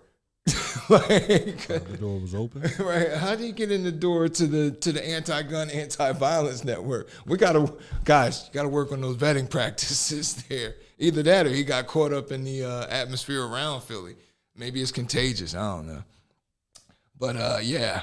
So Mr. Jardine, he'll be looking at charges of a warrant is out for his arrest, and as you might guess, he lost his job. So there's that. So our next story, though, there was a tenant. Listen, we've all been short on the rent, right? I don't know about you, but this is the guy that was short on the rent. No, well, he wasn't short on the rent. He was helping out the landlord, who he was enlisted by the landlord to go talk to a tenant who was behind on his rent. What do you think he was going to do? Now, this is Brian Thomas, 21-year-old, and look at him, yeah, right? Look at Brian Thomas, 21-year-old, and he's 21? No, what do you think a 21-year-old's going to do in this situation that might escalate? So this was in Tulsa, Oklahoma.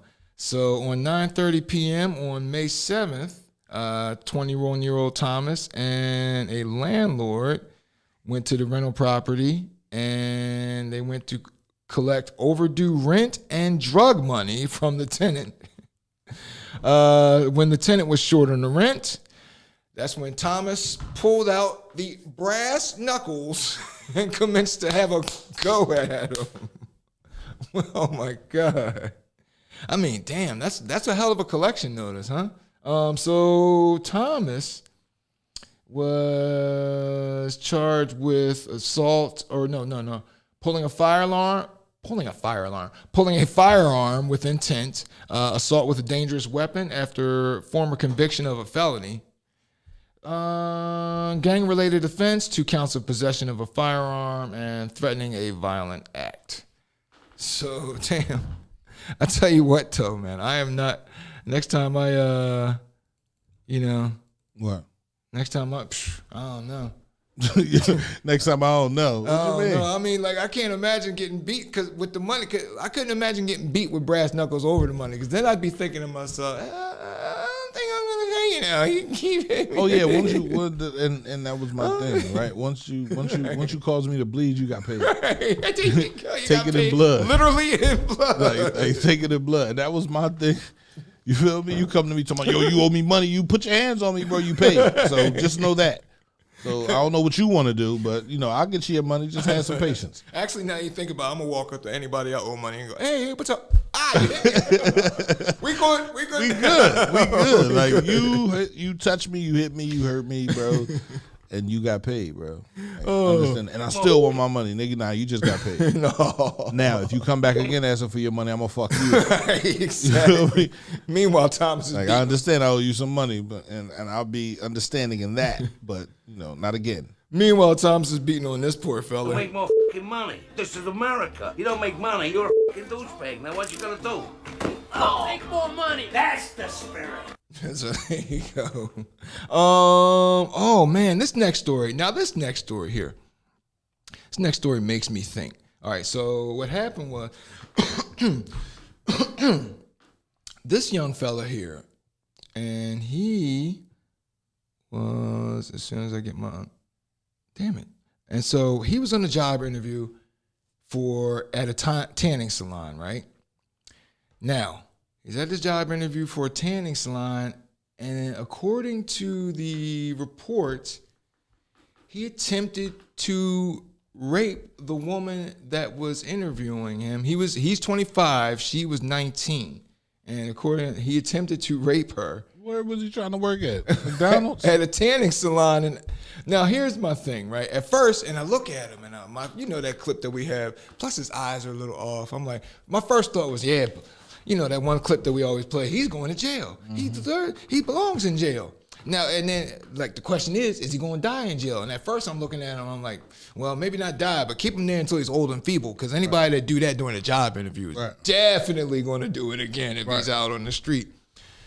But then the one thing that made me go, wait a second, it's in Alabama. Oh. I mean, you know, not that I've heard this officially, but this is just my own personal suspicion. A black male could get a rape charge for asking a white girl her Instagram handle in Alabama. Like, I don't know. So what the story say? The story says that he attempted to rape her. She fought him off and then called the police. And that's where he was arrested on foot later on. You think, I take that one with a grain of salt. I don't know. But that's just me. But then again, he's 25. I mean, they're a little stupid when you're that age. So the 19-year-old, again, he's 26. 26-year-old Shameik Absalom Dunn with two N's. And he was arrested a short time later. Police say he used his real name and address on the application. So again, do we really think that he's dumb? Dunn, D-U-N-N. Oh, do we really think that he's dumb? Right. Like, he to can't try to rape somebody with his real right. And again, this is Alabama, so I'm like, is there a rape kit? Did the rape kit come up positive, or he didn't pull out his penis? Attempted rape, no. First degree kidnapping. Oh. Yeah, he's held on $90,000 bail in Birmingham. So yeah, I don't think my conspiracy antennas are up for that one, P. I don't know about you. Poor brother. I know, right? Only 26, and his life is man. Next up, we got. What else makes this a mad? Oh, this guy. Listen to this, P. This guy here. Now, we all talked about, we had Senate candidates. We've had Senate candidates, representatives on this show. So this guy here, he won his primary recently. Mm-hmm. With the mugshot, right? Yeah. He's accused of killing his wife. He's won the primary. Now, it's a county seat in Boone County. And I want to say it was Delaware. But, he won his primary. He earned 60 votes. His opponent had 39. But I'm like, do you guys... this is what we're talking about with an informed electorate here. You gotta, I don't know. I'd like to think that didn't slip under the radar, that this man is in the jumpsuit right now waiting murder charges.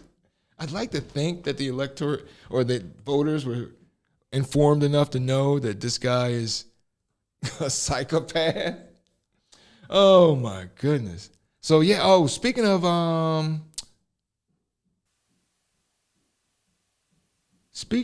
that, this guy here, this is Ronald McKinnon. And McKinnon, that's McKinnon and his wife. McKinnon recently died. Mr. McKinnon died. He was digging in his yard in Trenton, New Jersey, and he died of a heart attack. Trenton, South Carolina. Now, the problem was he died of a heart attack because he was trying to bury his wife, 65-year-old Patricia Dent, after he had just got done strangling her. And so police arrived. They found McKinnon's body, and medical crews were called to the scene to revive him. And then that's when, during their investigation, they found Penn's body in the freshly dug pit. So he had a cardiac arrest while covering the pit, authorities said. Investigators believe McKinnon attacked Dent in the home, and autopsy determined that she died by strangulation. McKinnon then wrapped her body in trash bags before putting her in a previously dug pit. Dent was supposed to be back at work the day she died, but didn't show up, and she didn't answer calls or respond to text messages, and that's when actually authorities were called to do a wellness check and discovered her husband in the yard. So a story like that, though, when you think about it, that kind of worked itself out, no? I'd say so. This next story, this is about, so people with gruesome last names, right?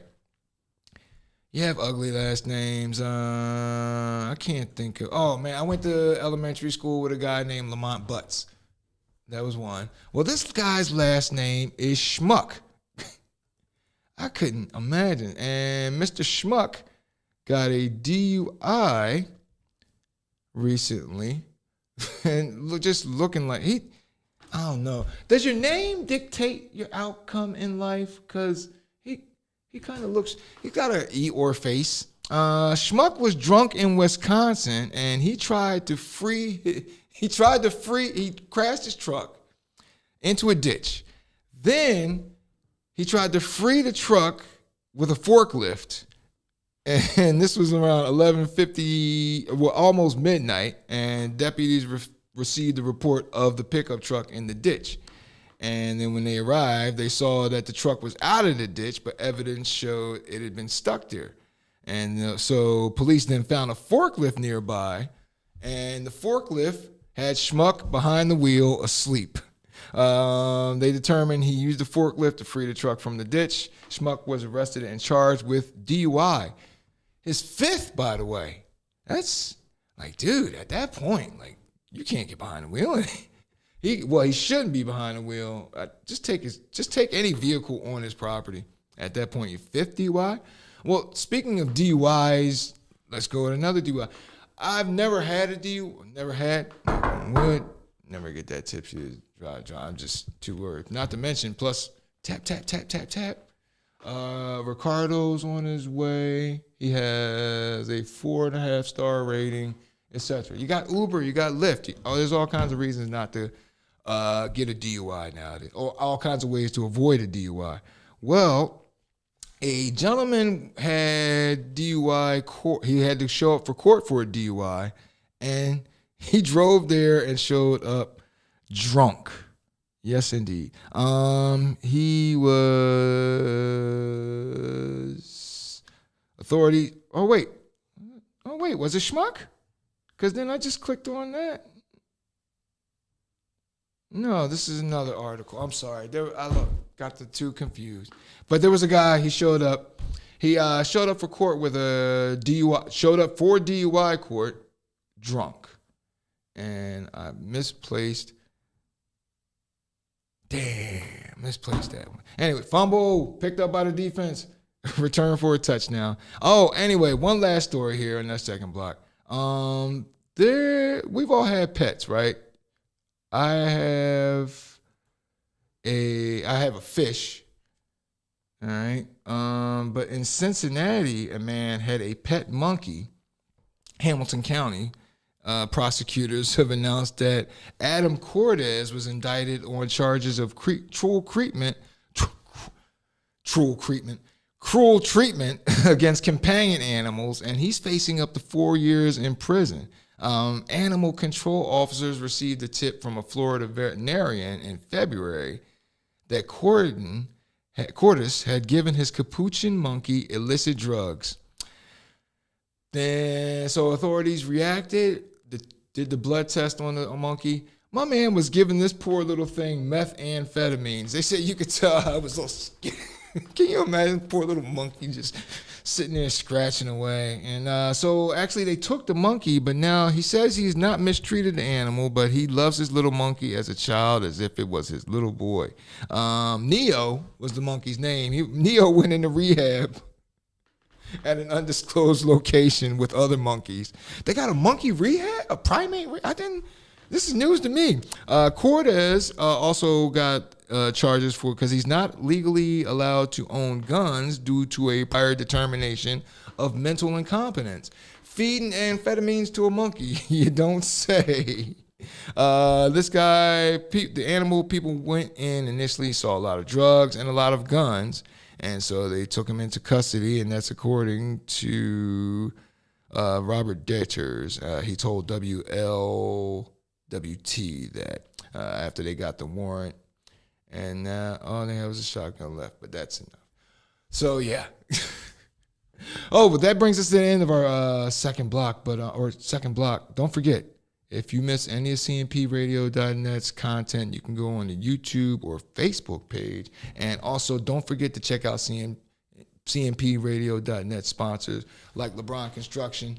I'm getting my back deck redone, and I'm going to be contacting LeBron Construction. And I suggest you do the same thing too. Get that thing finished, waxed, and tightened. Look nice. With that said, let's move on to. You're on the D Train with Darren DeVoue on CMPRadio.net. My jaw's starting to fail me at this point in the show. And you're on the D Train with Darren DeVoue on CMPRadio.net, the voice of Chester. We are not going to intentionally destroy one of our own trains, not when we can still stop it. We are not ramping down. We're just getting started. Nothing stops this train. Nothing.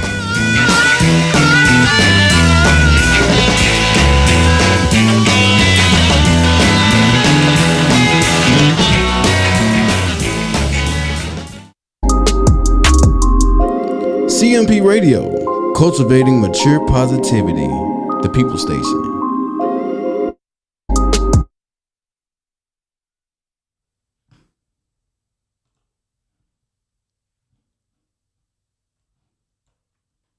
We're back. Okay. My bad.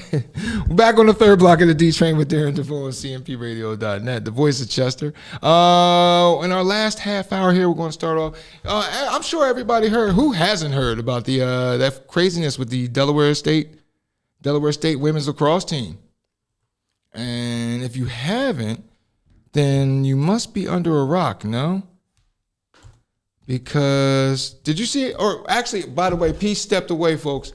P, I have a replacement off the bench. Off the bench Hey, y'all. is Leslie. My first time on the D train. Welcome aboard, Leslie. Thank you. Did you hear about the No, I didn't hear about it. Shut the front door. Yes, you did. You're a black female and you didn't hear about this?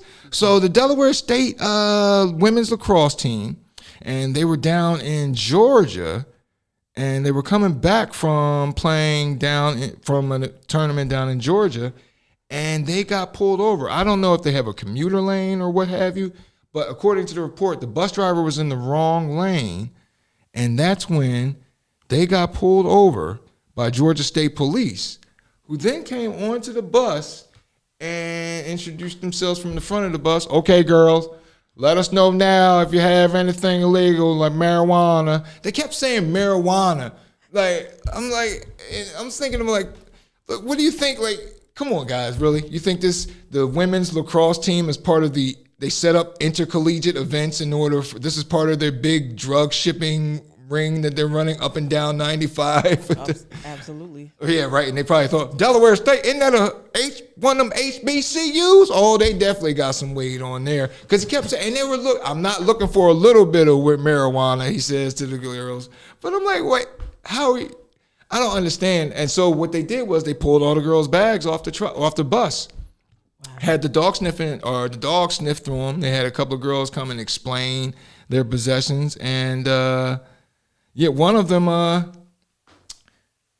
had to pull out, explain. I'm surprised they didn't go through the tampons. Wow. Like, let's really humiliate these little black bitches. So it seemed to me like when you watch the video, it seemed like they were operating under the assumption that one of these girls, if not more, one or more of these girls had marijuana on them. Like, come on, dude. We smoked that already. The road trip's over. No, I'm kidding. So here's a little bit of audio from this interaction here, from the CNN report. on the Video incident. shows Georgia deputies searching college students' bags during a traffic stop. On board, the women's lacrosse team from Delaware State University, a historically black college, on their way home after a game in Florida. If there is anything in y'all's luggage, we're probably going to find it. Okay? I'm not looking for a little bit of marijuana, but I'm pretty sure you guys as chaperones are probably going to be disappointed in you if we find it. I don't really know what they were trying to find. 19-year-old Sanaya Kraft recorded parts of the encounter with her phone, thinking it would be part of her video blog about her lacrosse team.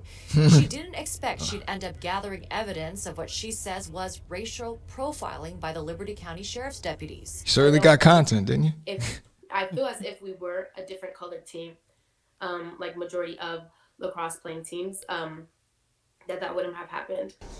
We're going to find out exactly what it is. Delaware State University President Tony Allen said in a statement that he was incensed, and the video taken by players shows law enforcement members attempting to intimidate our student athletes into confessing to possession of drugs and or drug paraphernalia. Confess about this weed you don't have.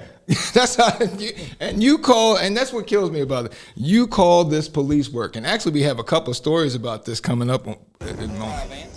While the university and ASUN conference say they are conducting their own investigations, the Liberty County Sheriff pushed back against allegations of any wrongdoing, citing that the bus violated state law by not staying in the two most right-hand lanes.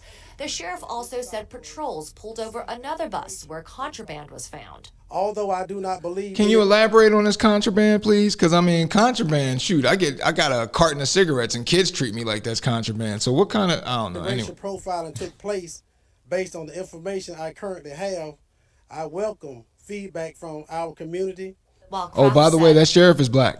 As the incident saddens her, she says she's now focused on a brighter future for her and her teammates. I know for us as black women, sometimes we get looked down on, and I don't want that to happen.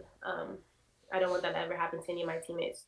Sanaya Kraft. Now, what kills me is how there's one part they didn't air that, but there's one. If you girls don't tell us about the marijuana and we have to find it, then we can't help you. The cops kill me with that all the time. Oh, I'm just trying. Oh, you trying to help me? You trying to help me, huh? Oh, good looking out, officer. So it was a white cop or was it a black cop that pulled them over? They were white. The cops were white. Okay. Yeah, and then yeah. they had the black cop speak. Yeah, at the press conference because he's the sheriff. Oh yeah. That's like, have you seen the when they do in Florida that whole critical race theory is the new boogeyman? So the governor Ron DeSantis was signing this anti-critical race theory bill, and up front were 3 black kids holding up signs that said with the circle and the line through it for critical race theory. Sad. I know, and what was really sad was you looked at like the one kid was just like, they promised me a snack.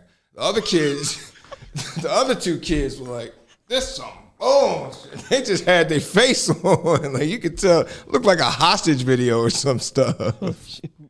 So, actually, you know what? While we're talking about bad cops, there is a suit in Louisiana. A state trooper put at the time he was 10, a 10-year-old autistic boy in a chokehold. If you can believe that. And also down in Louisiana, where was this story? Hold on, I have an awesome story about police. We talk about police misbehavior all the time on this show. Dastardly deputies always misbehaving, but then hiding behind a badge real quick. Last week we had the story about the guy who, what he did was he had already resigned as a police chief of a road. They were in Brookside, Alabama, and that police department was way out of control. He resigned in January, got pulled over in June, still flashing his badge. Like, what? Don't pull me over. I'm a cop. No, you resigned, sir. And so this cop here in Louisiana there's another lawsuit pending over that case. And hold on, I got a misbehaving cop who, you're going to love this story. Where did I put it? Officer, hold on, I don't want to spoil it for you by saying it out loud. Because this story just took me on. Oh, there we go. He is this former Arizona deputy. He's Landon. Oh, is this? Oh, shoot. Did I skip that? Oh, not yet. We'll get to that in a moment. It's coming up. You can leave it up. A former Arizona deputy by the name of Landon Earl Rankin, 54-year-old. He was arrested on May 4th. What happened was this guy was crashing weddings, a sheriff's deputy, and he was crashing weddings, right? He would then crash the wedding, show up, and just chill at the reception, and then just wait for nobody to be looking so he could just scoot off with some gifts. He stole thousands of dollars from couples on their wedding day. Did this multiple times, by the way. So he's looking at charges. You know, I got to give it to him, though. Not bad, because, people are drunk. It's at a reception. They're drinking. They're distracted. There's going to be some good gifts there. So as far as hunting for crimes to commit, I do give him some points there, even if I'm sorry, but you're stealing from these poor people as they're trying to get their life started and whatnot. But I'm sure what he would do, this is how he would find the weddings, of course, because most people that are excited, and the people that are going to spend money on their weddings are the ones when you open the paper and there's the whole announcement right there about their ceremonies. Those people, they announce when they get engaged and announce when they're getting married, they're spending. So that's how he would pick out his potential victims. Mm-hmm. That moves us on to, oh my goodness. So, we have up a picture here. So speaking of protecting and serving and keeping the streets safe, we've all been dealing with, I'm sure y'all have heard that little thing that these criminals are doing now where they have the young kids start off firecrackers on one end of the block and then you hear the shooting up the other end so the cops don't know which way to go. All right. That's a shame. But, so there's an explosion in crime, right? So is that why the New York City police are cuffing this little old Asian lady who was, what's that, guys? You were cuffing her for selling mangoes? Yes, guys, you heard me right. They arrested this vendor. She was vending without a permit on the New York City subways. And so they cuffed her and took her down to wherever I don't know what their 56 and Pine Street office is down there in New York. But Mayor Eric Adams defended it. He's a weirdo anyway. I don't know how he won. I'm sorry, New York, no offense. We've had some winners here in Philly. Looking at you, John Street. But her name was Maria Falcone. And she's an Ecuadorian immigrant, so I'm sure that didn't help her cause, too. So she's being accused of selling mangoes, kiwis, and other fruit on the Broadway Junction subway without a license, and this was on April 29th. They're facing a lot of backlash, though, but again, Adams came out and defended it. Adams, New York mayor, came out and defended it. And so the Street Vendor Project, an advocacy group for thousands of local vendors, said in a statement, no individual should be handcuffed and humiliated for simply selling fresh fruits to provide for their family. Yeah, there's this lady that used to be down in the, you ever been down in the Italian market, Leslie? Yeah. There's love the Italian market, and there's this little Mexican lady. When I used to live around the corner from the Italian market, every Saturday I go and do my shopping, and I would buy 2 tamales, hot tamales, and she had them in the shopping cart, just like this lady, shopping cart with tamales, hot tamales, Give me 1 chicken, I forgot how to say pork. Pollo, un carne. I don't think carne is. I think that's just regular old beef. Anyway, I think carne is beef in Spanish, but that's same. So I'm sure there'll probably be this advocacy group is probably going to get her out. But she she was also with her daughter. I hope her daughter got away. But anyway, that moves us on to our next story. So let's go back to what I've been watching. When I was watching The Wire, right, one thing, it took me 3 seasons to get it before I started watching The Wire, because my first thing that kept me from watching it was, no, don't want to see black folks selling drugs, getting locked up. That's what I got Law and Order for. Thank you very much. But then once I wound up seeing a final scene from an episode in season 3, the episode where, if you've seen The Wire, where Stringer reveals to Avon that he was behind his nephew D'Angelo's death. And so that was the first scene of The Wire that I had ever saw. But I was like, wow, very well shot, very edited, and the acting in that one. So that's what gave me to watch The Wire. So that's why I jumped right into this. We Own the City when it came out. It's done by the same folks who brought you The Wire. David Simon, and also a former Scheisse. There we go.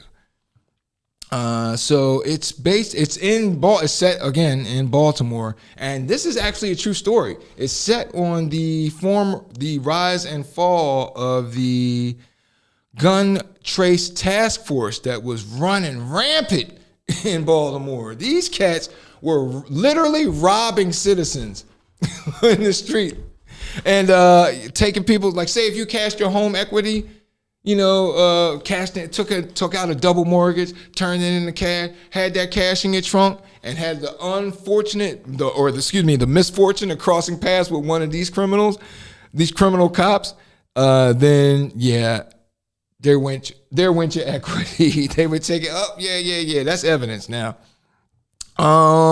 They actually are in jail now. And this was what? We Own the City started airing this past, there's 3 episodes out now. It's a 6-episode miniseries. And real quick, we got a clip. So what I love about We Own the City is it's showing how the sausage is made with respect to police misconduct.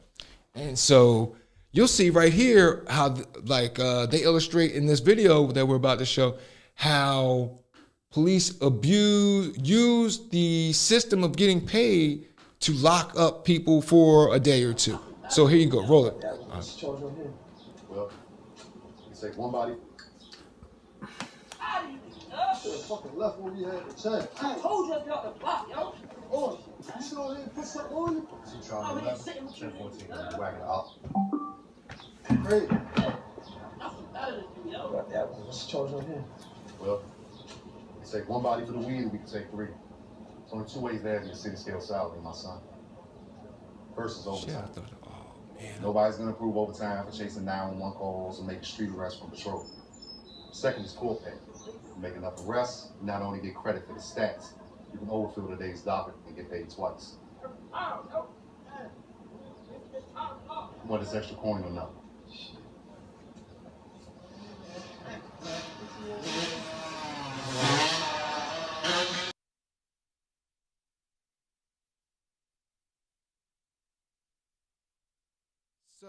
So for 1 bag of weed, we're going to charge all 3 of these cats. Are these cases going to get tossed out in court? Sure, but you get court pay and overtime.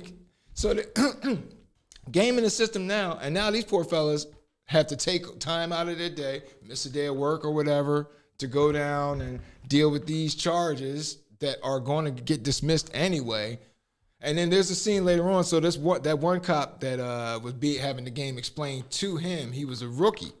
But then fast forward to a few scenes later, as he's older and now more hip to the game, and the cops grab 5 people off the street, just randomly, literally randomly, like they were out of control.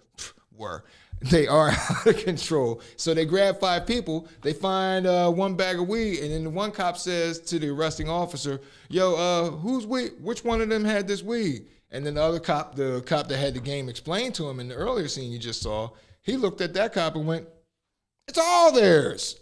So 1 bag of weed, 5 suspects, but it's all in the name of getting paid.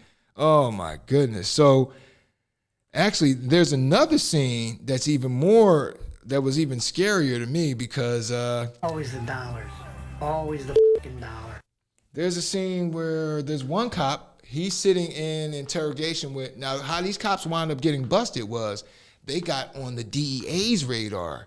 And so the DEA wound up forwarding what they had on them on this gun trace task force. The whole squad, all of them were dirty, top to bottom. literally top to bottom. This sergeant was the dirtiest of them all. He was like the pimp. He was like the madam running the whorehouse, the whorehouse. So actually, and then so this interview. So what they did was these dummies. Well, what happened was they were tracking a drug dealer so they could rob him. The same drug dealer was being tracked by the DEA. They robbed the drug dealer, the cops did, but left their tracer on the car, maybe thinking to get it back the next day or whatever. They just wanted to get out of Dodge because they used his tracker because they knew he wasn't at his residence. That's when they robbed him. So then they rob him. The next day, the DEA rolls up like, yo. The DEA staged their raid and was like, yo, this door's already been kicked in. Like, what the hell? So then they arrest that drug dealer, but then the supervisor says, yo, get that tracker. You know they ain't cheap. He goes to get the tracker. I came for one tracker, but here there are two trackers. And that's what led them on to, that's eventually what led to this squad's downfall. But yeah, 4 out of 4 train tickets to We Own the City. And here's a scene, another scene. Oh, this is awful. A cop, one of the cops of this gun trace task force, he's in the interrogation room with the feds explaining himself. And again, he's laying out how the sausage is made. But IED fucked that simple shit up so bad. State's attorney's office had to drop the charges. So, even though they had me dead up because I blew the fucking box, get this, they only suspended me for 2 years with pay. And when they reinstated me, they put me in a unit made up of a bunch of the big crooks in the whole goddamn department. That's how fucked up this shit is. I mean, there's all this money to be made, and I'm somehow supposed to be playing by the book with these motherfuckers? Yeah, fuck that. Got me fucked up. I love how he said, me, back in the force again. Even my mama will tell you I ain't shit.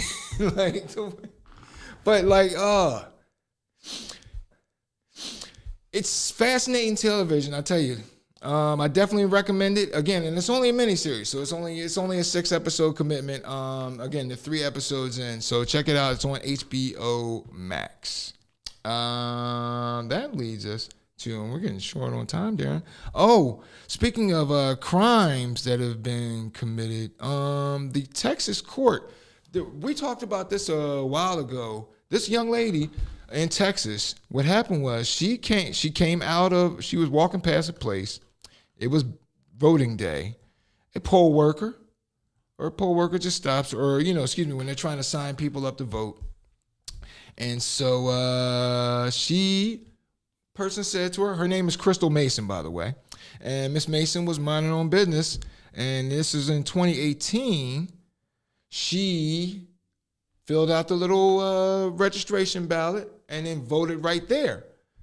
The problem with that is Miss Mason was a convicted felon. She wasn't allowed to vote until after her probation was over, or if at all. Non-violent felon, by the way. But they hit her they were sentencing her to 20 years.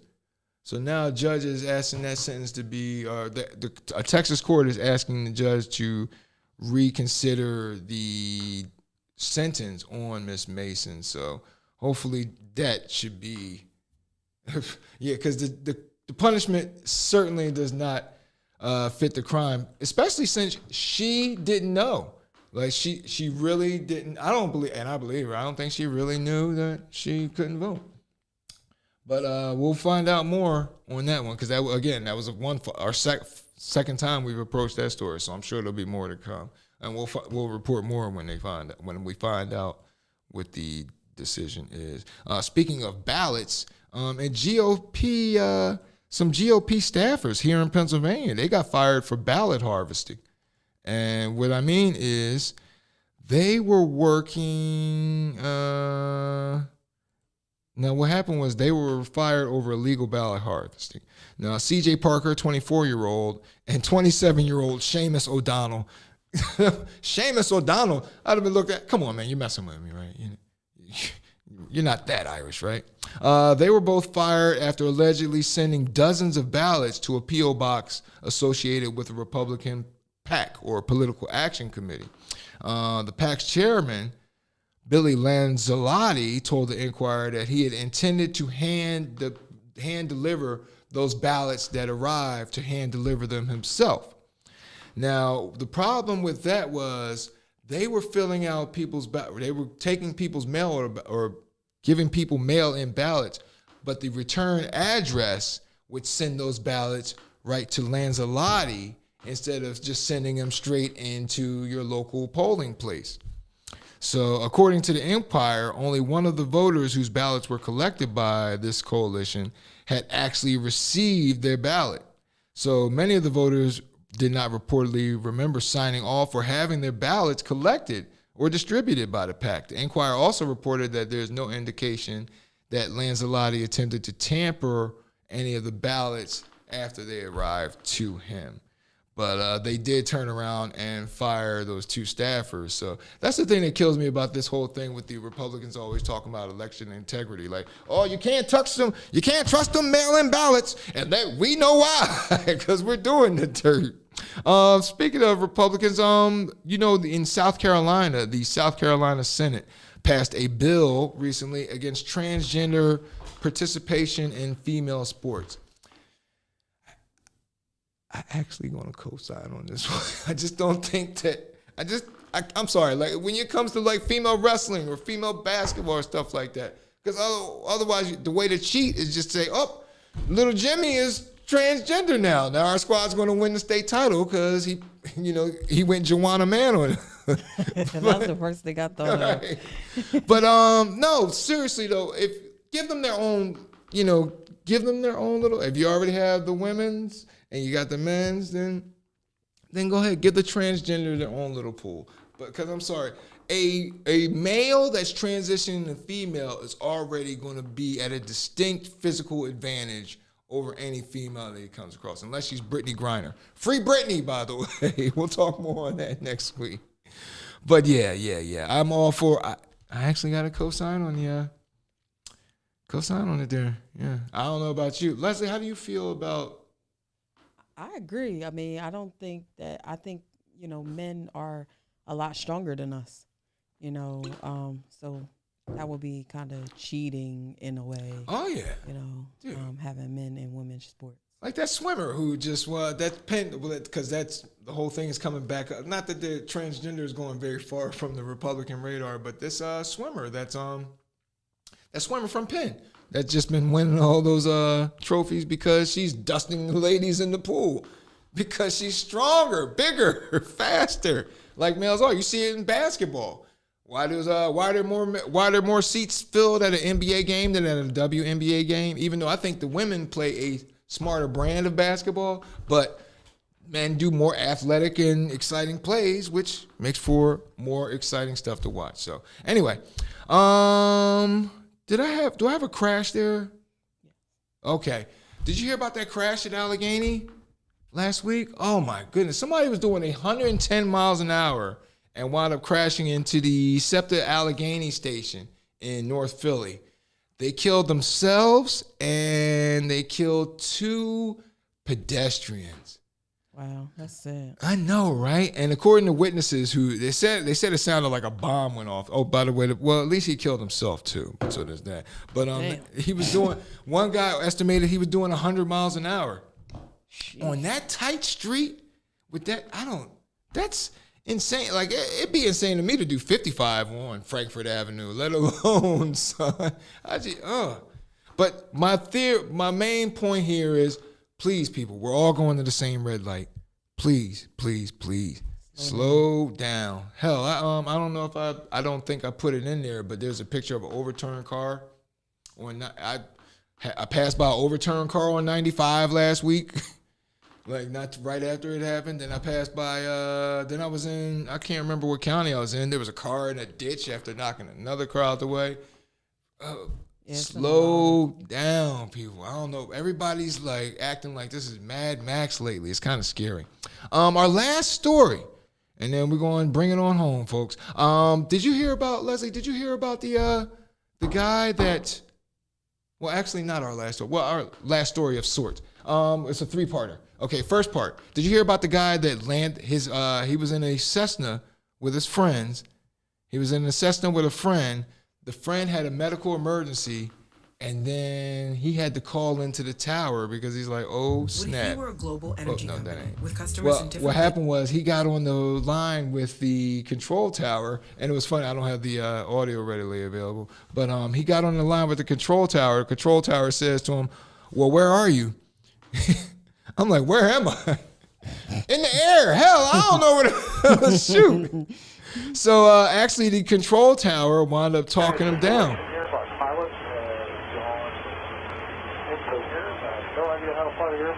Roger, what's your position? I have no idea. In the air. Roger, try to hold the wings level and see if you can start descending for me. Push forward on the controls and descend at a very slow rate. Why am I going to go down where I don't? Why am I going to start descending when I? Whoa! What's this descension stuff? But he wound up landing the plane safely and everything. But I tell you what, after I landed that thing, I'd be like, yes, all right, come with some medical help for my friend and a new pair of shorts for me, because I am just shitting my pants. Oh, that's a bad job. Oh my goodness, he remained cool and calm, and I guess he ain't had no choice. Shoot. Now let's finish up this story here. 2 Red Bull pilots. They were supposed to do a midair stunt. They were going to jump. Each one of them were going to switch planes by skydiving out of the planes that they were in, land on the other plane, and then start piloting from there. Yeah, one pilot missed his plane, so he wound up having to use his parachute, and that plane crashed. What's funny is that stunt gone wrong. It's very dangerous sounding, right? Which is why the FAA said, hell no, you can't do that when they asked for permission. Well, they went ahead and did it anyway, and there's the result. So I'm sure that there's going to be an investigation pending, so I'm sure there'll be charges handed down there. But this next story and our final story is a follow-up while we're talking about airplanes. Remember that guy who jumped in the plane, said he was going to spread his friend's ashes, and then wound up jumping out of the plane because the plane supposedly went into flight trouble, and so he ditched it, went out skydiving, which turned out, which we all suspected, P and I and now Leslie, I'm including you in it too, we all suspected was just a hoax to try and, as we were talking about with Fake Famous, get more followers. Mm-hmm. He should have just bought more bots. That's all he did. So instead, he ditched the plane crashed in an unoccupied or forested area, and he now has lost his pilot's license, so he can't fly anymore on account of that little dumb stunt. So there's that. Donkey of the day. Yeah, right. There you go. Mr. Dumbass, I can bring a lot to dumbass and dumbass.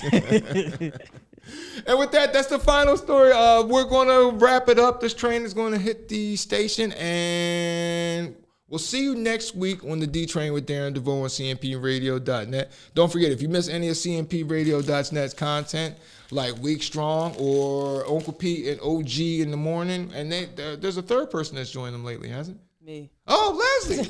Oh, you're Els. Okay, so I haven't gotten a chance to watch it yet, but okay, there we go. I'll let that. Don't forget, hit the station up. You can get the Voice of Chester t-shirts. They're available in black and white and black, pink and black, black and pink, white and pink. No, not black and pink. You know what I mean.